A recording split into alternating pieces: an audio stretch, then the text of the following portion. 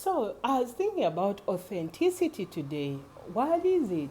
Authenticity is following your true values, doing things that sound and are proven to be true to you.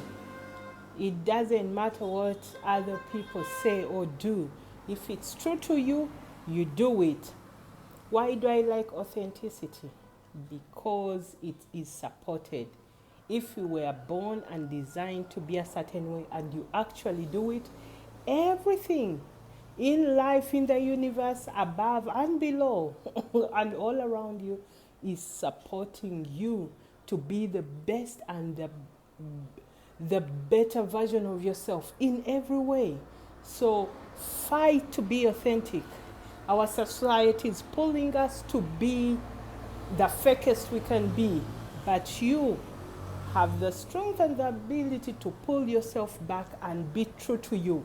It may be hard at the beginning, but once you figure out that authenticity strengthens you and is the strength at the core, you will stay authentic, and you will allow those who are not to find their own way or to discount you out of the program.